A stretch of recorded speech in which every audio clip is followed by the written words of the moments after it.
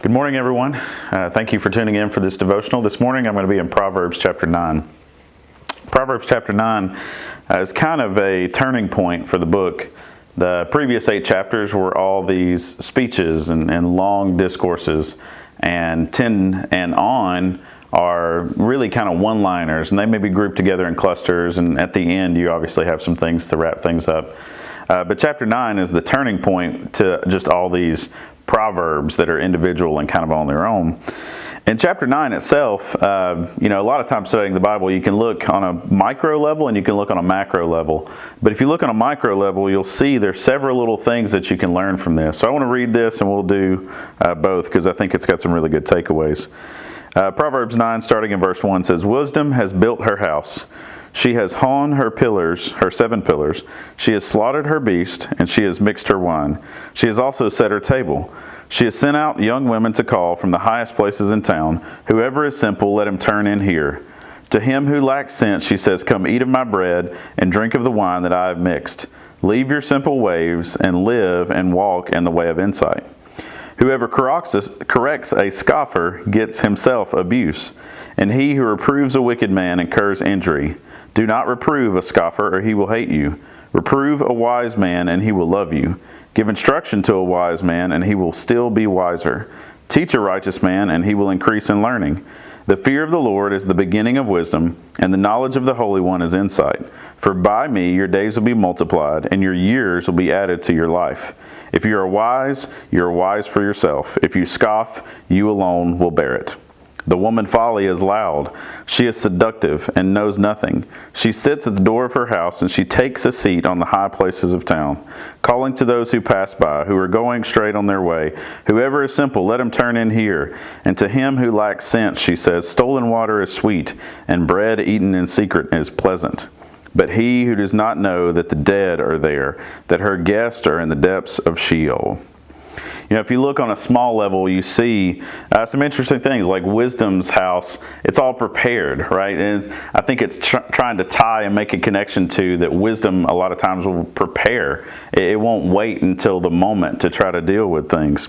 It says that, she has sent out people to call. So wisdom has this, it's not hidden in a corner. It should be readily available. And then leave your simple ways and live and walk in the way of insight. Then you have this middle section here, 7 through 12, which kind of are some statements about wisdom and folly. And there's some interesting little nuggets in there, right?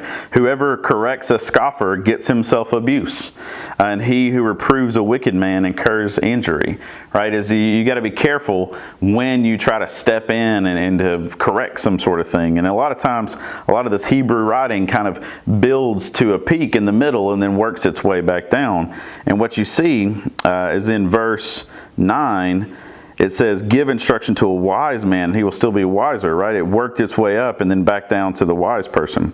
Then you have in verse 10, the fear of the Lord is the beginning of wisdom. We've heard this before in Proverbs, but here it's reiterating this right at the end before you get into these individual Proverbs. And then it says, wisdom and scoffing, that's up to you. You have to decide for yourself. Are you going to be that wise person, or are you going to allow yourself to continue to be simple or a fool, as Proverbs would classify it?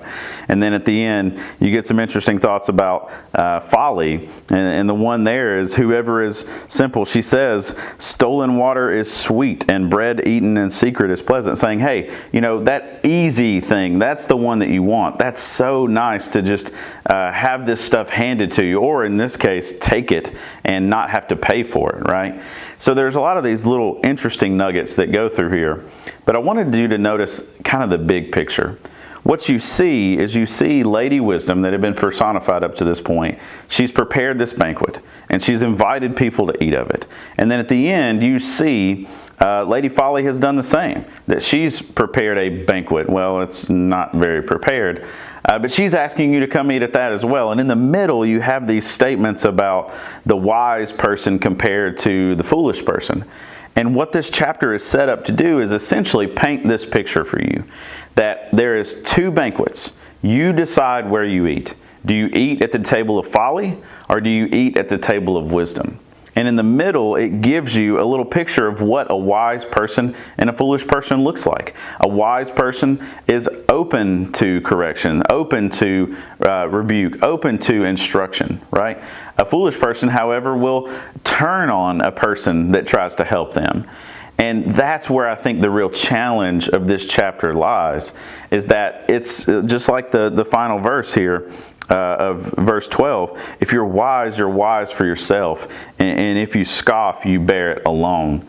Is that it's trying to put us at the doorstep between these two choices. And this is not a one-time choice. This is not a choice we made 10 years ago and we followed it up to this point. But each and every day we make this choice in how we hear people's instruction, how we hear people trying to give us advice, how we respond to people that give us advice, or how we respond to the world around us.